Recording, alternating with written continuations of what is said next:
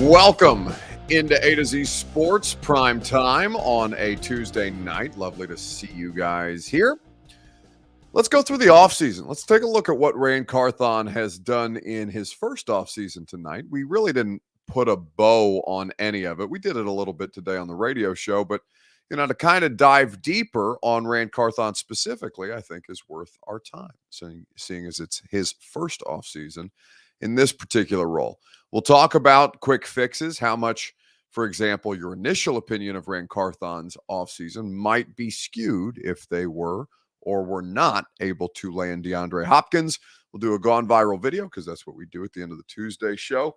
A lot of good stuff to get to. And, of course, keeping an eye for you Vols fans on what's happening in the College World Series right now. Tennessee down in the late in this game at this point, trying to dig themselves out of this upcoming inning, and certainly trying to get back on top of the situation in a way that keeps them alive. LSU, no slouch, though, at this point. They have proved, again, the pitching tonight for LSU has been dominant in ways that you don't expect from this particular starter. They've gotten a lot of innings out of him so far. So we'll keep an eye on the Tennessee baseball game right now, and we'll continue to get into this Titans discussion. Before we get going, though, need you guys to share this show on Facebook, YouTube, Twitter, and on Twitch. If you're hanging out on Twitter, please retweet the show, bottom right-hand corner of your screen. If you're on YouTube, you can share now to public, or you can like the video, you can share the broadcast, you can subscribe to the channel if you haven't done so already. You can do that on Twitch too. If you're on Facebook Live, you can share now to public like John Vargas or Josh Sabata. That's in the bottom left-hand corner of your screen. Let's go ahead and get this thing started and get you back to the College World Series for those of you who are interested. Welcome into A to Z Sports Prime Time from the Superbook Sports Studios. I'm your host, Buck Rising. I'm proud, as always, to be presented to you by the wonderful folks at True Math Fitness in the Gulch. Go there for your boot camp classes, for your personal training, just to work out in one of the best facilities in downtown Nashville. TrueMathFitness.com for your first workout free. The Ashton Real Estate Group of RE/MAX Advantage. Your dream address without the stress is what the Ashton Group offers. Go to GaryAshton.com for more information. And Superbook Sports, download the Superbook Sports app, plug in the promo code ATOZ, whether you're betting the College World Series, Major League Baseball, or the upcoming NFL season. Futures available right now in the Superbook Sports app. So as we have just now concluded last week, the Titans 2023 offseason, we're looking around at Ran Carthon in his first year, his first offseason, and trying to evaluate, all right, given what we knew about the roster in the first place, and given all the moves that they've now made, both in the free agency portion, multiple rounds of free agency, you talk about the NFL draft and the work that they have done there, how would you evaluate the job that Ran Carthon has done to this point? So that's where we're going to start with your Two Rivers Ford take on Facebook, YouTube, Twitter, and on Twitch. How would you grade Titans general manager Ran Carthon's first offseason? Let me know in the comment section, and we'll talk about it together. While you guys do that, I will tell you about the people who make your Two Rivers Ford take possible. Of course, that is the fine folks at Two Rivers Ford. Go to Two Rivers Ford for quality, American-made Ford vehicles and award-winning customer service. Two Rivers Ford, 40 years in Middle Tennessee, and many more great years to come with you as their customers. Two Rivers Ford in Mount Juliet or online at tworiversford.com. So how would you grade Ran Carthon's offseason? Comes in, hired from the 49ers, steps into a world where he's got questions at every position on the roster, basically, but punter. Coming into a franchise that's accustomed to a certain amount of winning in the last couple of years. Seemed like they were on track to do that again, and then the bottom fell out in 2022, as we well know. 7 straight losses. Missed the playoffs by just a fraction of a second, a fraction of a moment, right? A forced fumble recovered for a touchdown that should have been called an incomplete pass. All these different things that ultimately saw the Tennessee Titans' demise in 2022. So Ran Carthon's tasked with not only doing better than the guy who just had 6 consecutive winning seasons, or who had 6 consecutive winning seasons, but being tasked with replenishing the roster and managing a quarterback running back situation that is not necessarily an easy one, much less the books were a mess.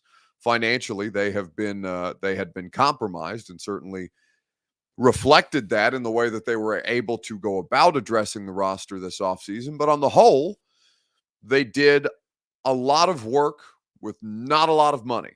And whether you value the work that they did or whether those moves ultimately end up paying dividends, I'm certain not all of them will. That's just not how it works, but it remains to be seen. So with all that in mind, knowing that we won't know how all this looks together until they finally get on the field and start to play a couple of games, probably by October, we'll have an idea of how well or how not so well the Titans' moves this offseason ultimately worked out. So how would you grade his offseason thus far? We go back to moments like, for example, what you have with the NFL draft, right? They draft 6 players this year, all on offense. They wait until the 7th round to take a wide receiver. Those are the kind of things for Ran Carthon that were interesting and are going to very much define how his first year of NFL general managership, how it's ultimately judged. Yeah, just dawned on me about 30 minutes ago that it was all offense. We were just playing the board, and every time you came up at a pick, I guess the way it was stacked and it was ranked, your eyes went to the left, and the way our board is constructed, and healthy conversation on every pick, and everyone that we took off the board, that wherever we took them, we felt convicted. It just so happened to be all offense, but it wasn't a design plan or anything. So that's Ran Carthon after the draft, after the Saturday of the draft, after they had taken 6 picks all on offense and waited for the wide receiver, right?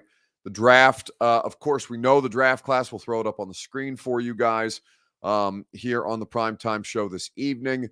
This is the draft class. Peter Skoronski, Will Levis, Tajay Spears in rounds 1, 2, and 3. No 4th round pick because of Julio Jones. They take the tight end Josh Wiley from Cincinnati in the 5th. More offensive line depth, Jalen Duncan from Maryland, and then Colton Dow, the local product from Lebanon, Tennessee, and who played at UT Martin. So that's what the Titans 2023 draft class looks like. In addition to those draft class moves, right? They got the Jeffrey Simmons contract extension done. It was not top of market, so they didn't pay the most premium price, even though they did pay a premium price. In free agency, they were certainly active, clearing up cap space and releasing Lawan, Bullock, Cunningham, Robert Woods, also cutting Bud Dupree as a part of that, releasing Ben Jones in addition to all of those things, then going on to sign Luke Gifford, Sean Murphy-Bunting, Trayvon Wesco. You've got the additions of Andre Dillard, the left tackle, and some Azeez Al-Shaair, the inside linebacker, who is going to be, one would assume, a starting player for this football team. Chris Moore, the wide receiver. They also signed linebacker Ben Neiman, and that's basically the bulk of the work that they did in this free agency period. There's certainly some moves as they churn the bottom of the roster. Guys like Shaquille Brown, undrafted players like Jacob Copeland from Maryland, the wide receiver, who are going to be worth watching in training camp, and doing all of this while managing a very difficult cap situation. Now, you can say that there were some errors in judgment. One of the errors that's probably going to be cited, and whether it ultimately ends up being an error that costs them or not, it just was at least from a PR standpoint, the optics of Ran Carthon coming in and asking Kevin Byard for a pay cut wasn't going to be received well. But everything else that they've done, drafting Will Levis was certainly polarizing. Controversial is the wrong word. Maybe controversial and polarizing are the same thing. But I would say that Levis is a polarizing pick. That's something that's going to be very closely monitored for obvious reasons moving forward as they kind of look to solidify the quarterback position beyond this season. For Derek R, it's a B-. For Said on YouTube, he says a B+. Trilogy Taylor says D-Hop raises me to a B. It says bye. I assume he means B or B plus, either way. Trilogy, we will get to how that might change things if they sign DeAndre Hopkins here in just a second. A minus if he gets D-Hop again. We'll get to the DeAndre Hopkins thing. Let's not get ahead of ourselves. Let's talk about the things that he's done, not the things that he might do at this point. Mo Francois, great name. A++. Made the O-line better with the draft and free agency. Brought in some ballers on defense and hired Chris Harris to make the secondary much better. Well, those last things, that last portion of it is Mike Vrabel more than it is Ran Carthon. Oh, we're doing grades, not numbers, says Jeff Rubel. I'd give it a D. Okay, so that's what Jeff Rubel says. Now, C plus is where I'm inclined to go with this right now. They did make a lot of moves on the offensive line. They had a need, they addressed it. I think for the offensive line specifically, you cannot give him anything less than an A, specifically on the offensive line. Now, I think a lot of this is skewed by the lack of proven commodities that they added in their passing game. Again, they were financially limited. We'll talk about how that might change our opinions if and potentially when they land DeAndre Hopkins. There's a long time from now. Baseball, by the way, keeping an eye on the Vols, top of the 8th. 2 on, 2 out at this point for LSU. Down 3 runs to none at this point. Tennessee trying to keep their College World Series hopes alive. So we'll keep an eye on this for you, as it looks like Tennessee is getting further and further away from keeping themselves in this game. 3 outs, though, there to get out of the inning at the very least with 1 additional run scored by LSU. So keeping an eye on that as we continue to do the primetime show. The skill position player, I don't know what Austin Wiley is going to be, or Josh Wiley is going to be. I don't know that Colton Dowell is going to make the football team. I don't know how much Chris Moore is actually going to help them. All I know is it's not a lot, right? It's not a lot for a team that desperately needs help on offense. Now, the offensive line may make up for a great deal of that, and they're certainly far more built on running the football as long as Derrick Henry is around than they are on having a passing attack that is, the Chiefs, the Bengals, the Bills, basically anybody who's not the Titans in the AFC at this point.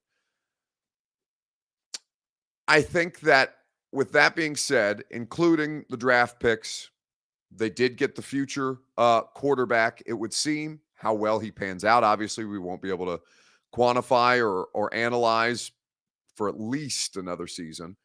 Draft classes are hard to evaluate in real time, but you can certainly check them off based on need. So if I'm going down the line of things, right? Fixing the offensive line, or at least let's say not fixing yet because we don't know, but addressing the offensive line. Passes with flying colors. Addressing the skill position group with a 7th round wide receiver, a 5th round tight end, and a running back in the 3rd round with Derrick Henry on an expiring contract. I would say I get it. Doesn't mean I have to love it. It may work out for them. It may be, exactly what they needed based on the offense they want to run. It still is hard for me to have great confidence in them. I would say that is still incomplete with DeAndre Hopkins still looming out there, but it's certainly not a plus in the column for Ran Carthon in year 1 as we sit here today. Quarterback. They did solidify the quarterback position with Will Levis. Whether Will Levis works out or not, again, it's about addressing the needs right now. They addressed a need for at least a better backup quarterback, a better and more tenable future quarterback option than Malik Willis looked like he might be, though Willis, will have the opportunity to compete. So yes, pass on the addressing of the quarterback. Running back, you would have to give them a pass because of what they did behind Derrick Henry. I don't know how long Tajay Spears is going to last in the NFL. I don't know how much his overall, let's call it knee health, is going to sustain. But I know that he's an electric player. Didn't seem to bog him down last year, and that Derrick, in the last year of his deal, you could certainly do worse than a 3-down running back who they got in the 3rd round than Tajay Spears, certainly if you plan to supplement him with somebody like Hassan Haskins. Pass. Jeff Simmons, pass. They got the contract done.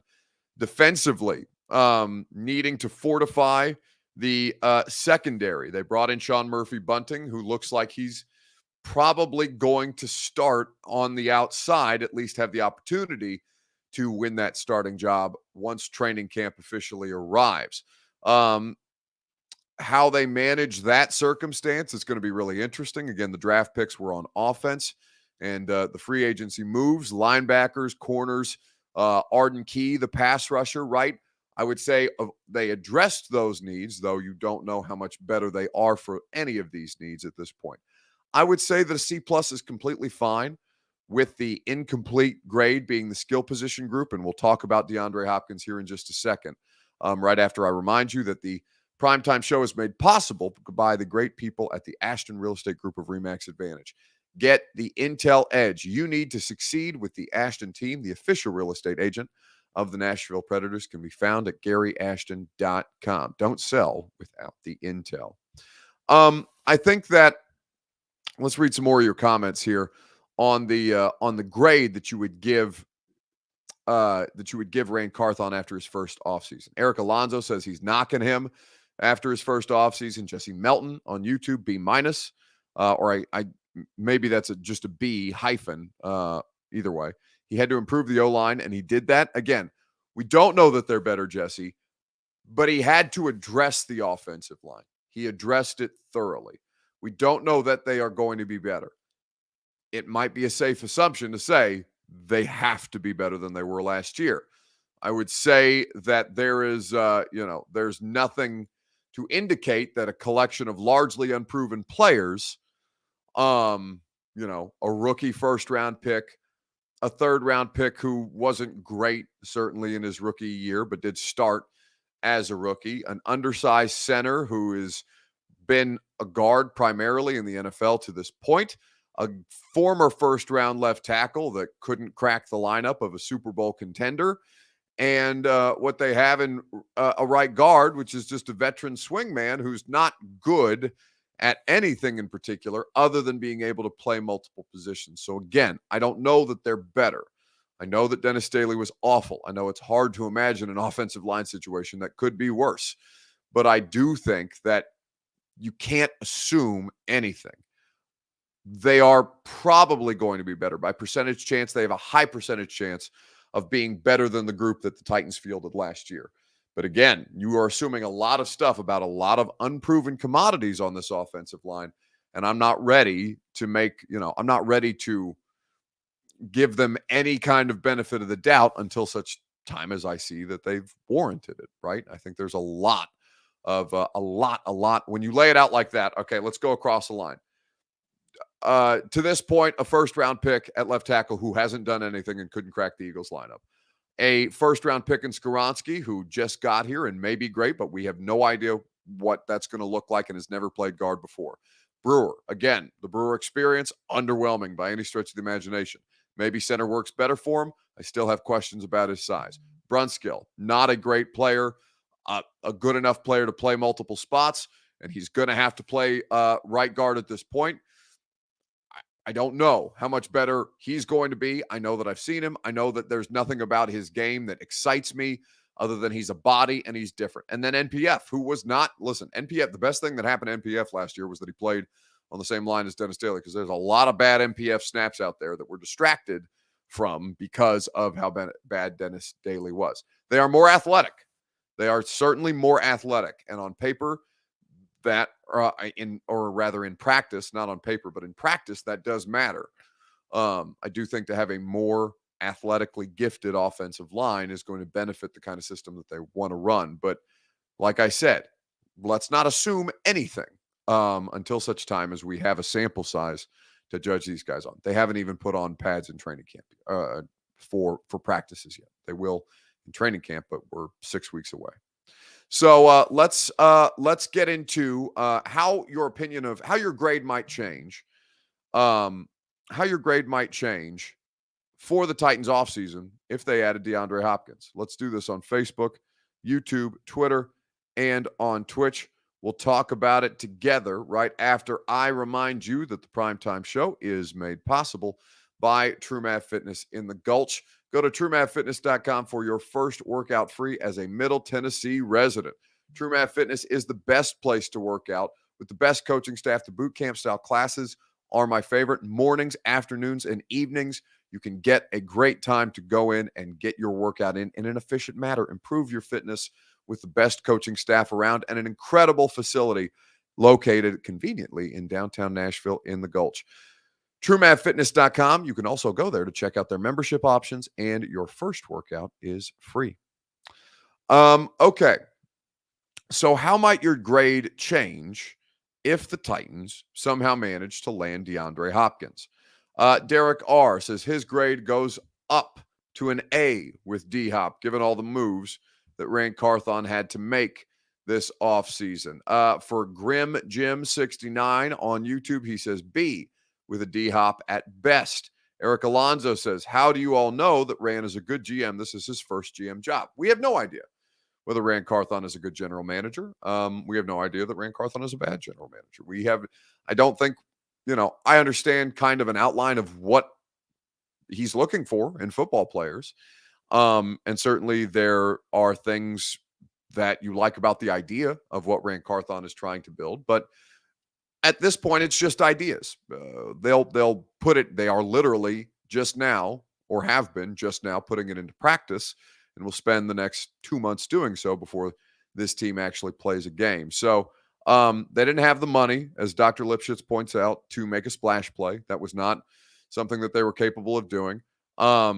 They will have to create the money to make a splash play like DeAndre Hopkins. And again, that's something that they're capable of. But if you pay attention to the reporting of Albert Breer, it doesn't sound like DeAndre Hopkins was blown away at all by either the Patriots or the Titans, based on the visits that he has just now taken.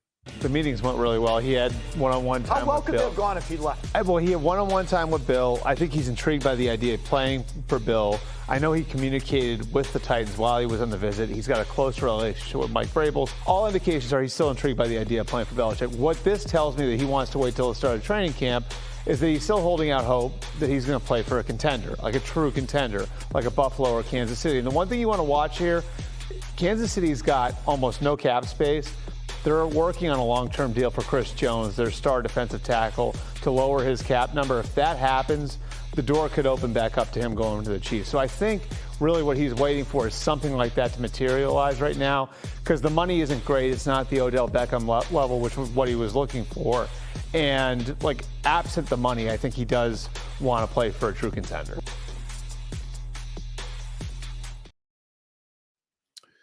So that's where DeAndre Hopkins is right now. It doesn't sound like there was anything overwhelmingly appealing about either of those things. Now, what Amar says does seem like we're trending in that direction, right? That the only thing really that's keeping the Chiefs from getting closer to the money that DeAndre Hopkins wants is the Chris Jones deal. They're going to do the Chris Jones deal, right? They're going to find a way to do the Chris Jones deal to bring down the cap hit. If that allows them to free up finances this year to sign DeAndre Hopkins, obviously that's bad news for the rest of the AFC. They could do it. Let's not say with relative ease, but it's not going to be terribly difficult. By the way, 2 more runs on the board for LSU in the top of the 9th, keeping tabs on what's happening. 5-0 is what Tennessee trails by right now. Just absolutely smacked one for I didn't see if it was a 2-run home run, if they had somebody on base, but it looks like it was, that one definitely went out. So I didn't see if they scored both runs on that homer. But certainly they are up 5-0 at this point. Unfortunate.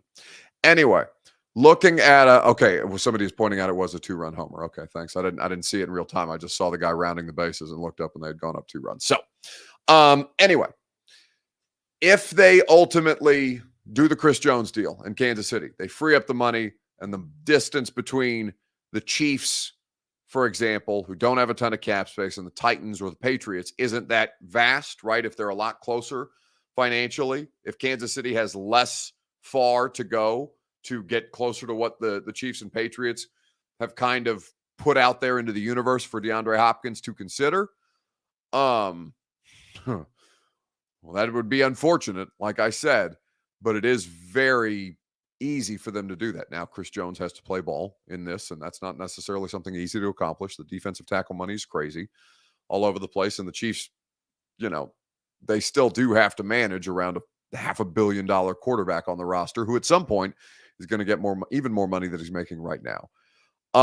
So, the longer this stretches out, the less likely that the Titans are to sign DeAndre Hopkins. It was always going to be that way, though. But I do just think that it's important to keep that in mind as we move forward.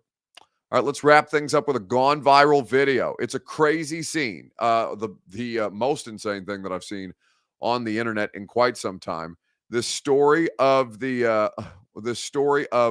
what is happening with an expedition. A submarine expedition that was commercial. People paid $250,000 to go down in a 5-person submarine vessel to see the wreckage of the Titanic.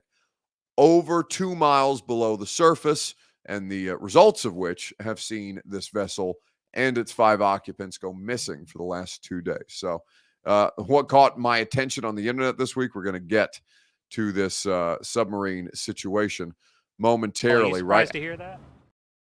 That was a hot button. Right after I remind you that the Primetime Show is presented by the wonderful people at Superbook Sports. Download the Superbook Sports app, and they will match your first bet up to $250 when you plug in the promo code ATOZ. That's A2Z in the Superbook Sports app. College World Series, whether Tennessee advances or not, they're your best place to wager. They're your best place to bet NFL futures, prop bets as well. Nobody has better odds boost and promos than Superbook Sports. Download the app, plug in that promo code A2Z, and they'll match your first bet up to $250.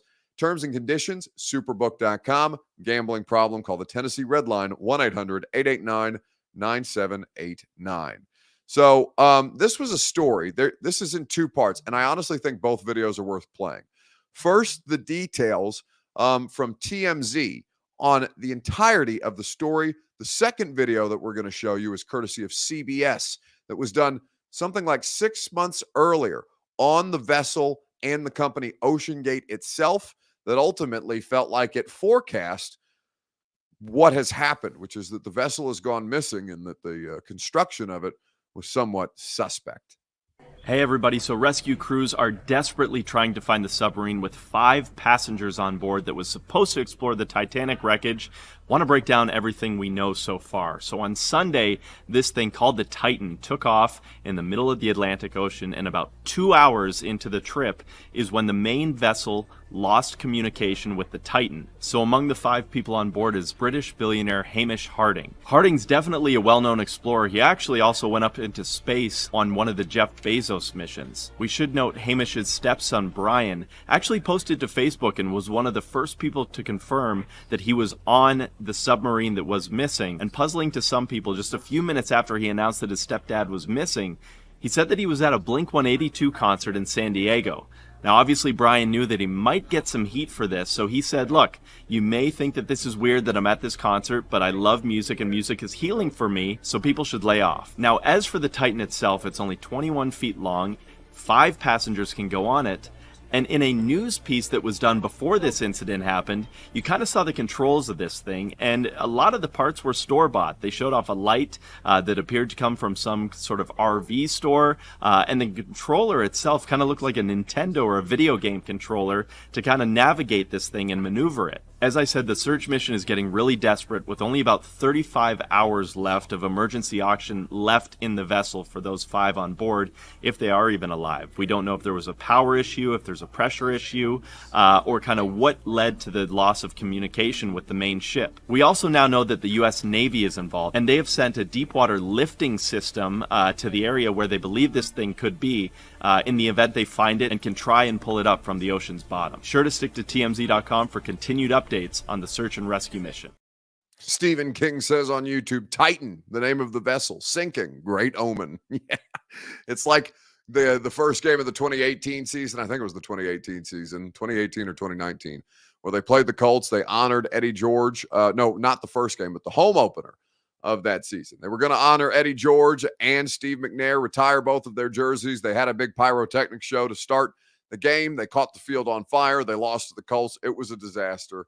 And ultimately, it foreshadowed a very difficult start to that season that they did well to try and manage and correct. But it was still the amount of foreshadowing. Now, in the TMZ story that you just saw, they mentioned a previous news story done by CBS on how the thing was constructed. This is the thing that kind of foreshadowed just how rickety the construction of this vessel might have actually been. Service. An experimental submersible vessel that has not been approved or certified by any regulatory body and could result in physical injury, disability, emotional trauma, or death. Where do I sign? Oh, take your shoes off. That's customary. Okay. Wow. Inside, the sub has about as much room as a minivan. So this is not your grandfather's submersible. We only have one button. That's it. It should be like an elevator. You know, it shouldn't take a lot of skill.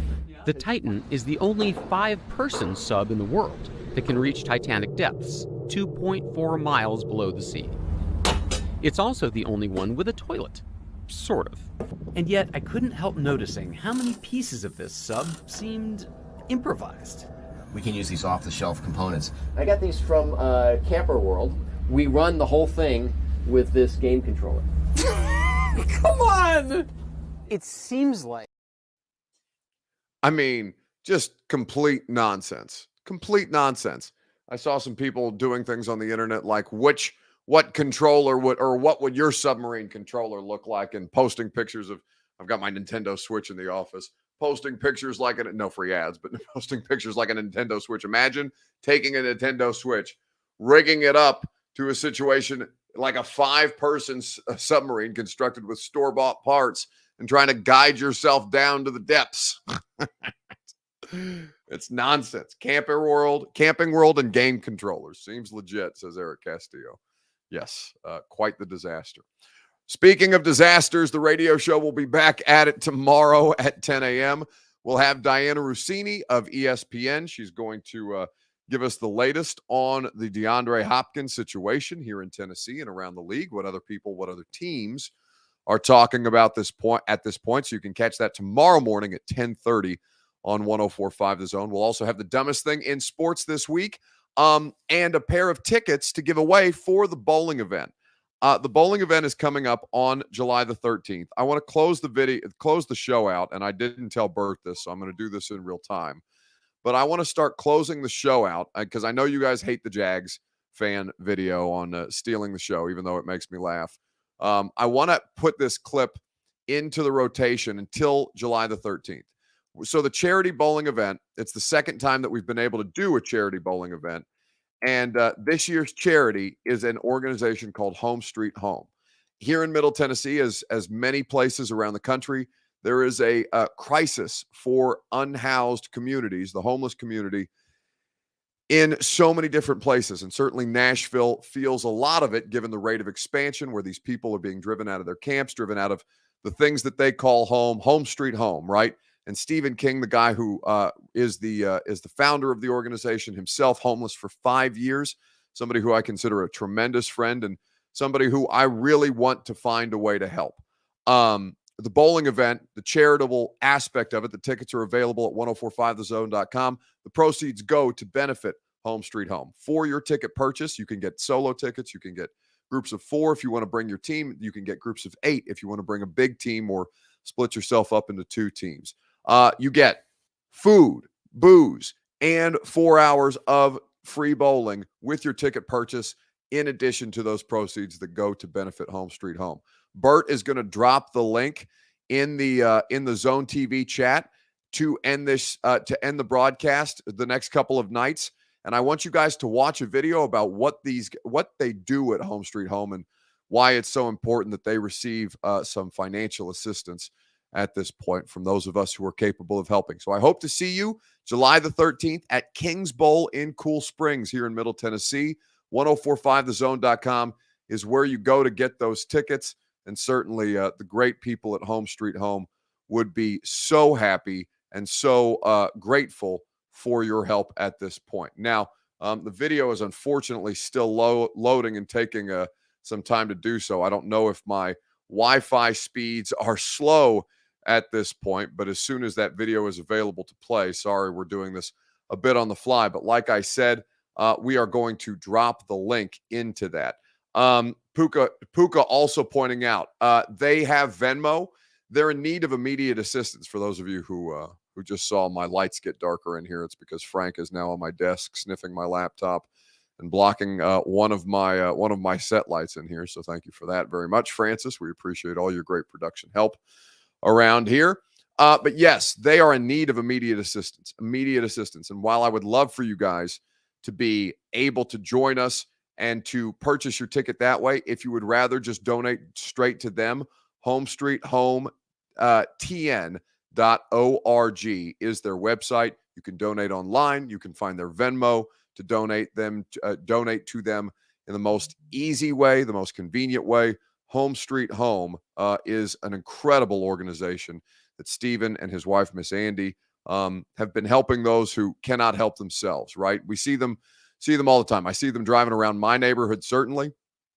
And like everybody else, like there are moments where I'll catch myself avoiding eye contact, or in years past, before I met Stephen, rolling up the window, even though they pose no threat whatsoever and are just looking for somebody to treat them like human beings, treat them like one of us, right? Because they are. And it's difficult for a human being to go through their existence being completely ignored, completely disregarded, as so many of these people have. I invite you to watch this video as we wrap up tonight's primetime show, and as we will continue to do the next couple of nights until this event goes down in less than a month. And I appreciate you guys who are going to support, who are going to show up, and who are going to come to Kings Bowl with us to have a great time. Here's the Home Street Home video. Very important. I got my belly full, and I got a nice place to sleep in my tent, and they help me all the time.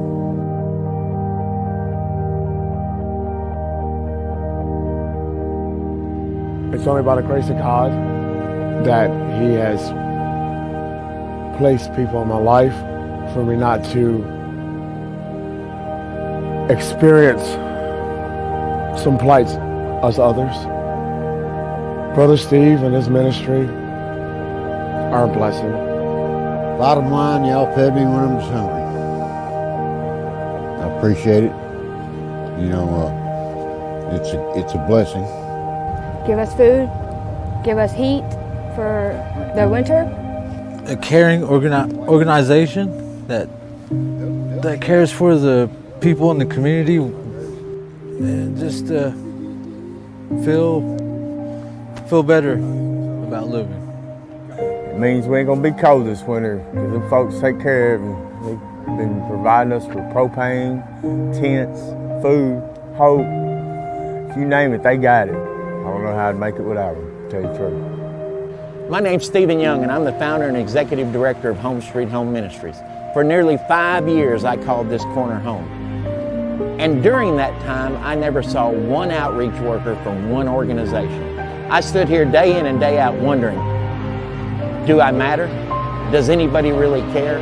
So when I founded Home Street Home, I did so with one purpose, and that was to make sure that we didn't leave anybody standing on the corner wondering, do they matter? Does somebody care? And that is why Home Street Home goes to where they are, wherever they are, in the city, in the outlying areas, we go to them. And that's what Home Street Home means to me.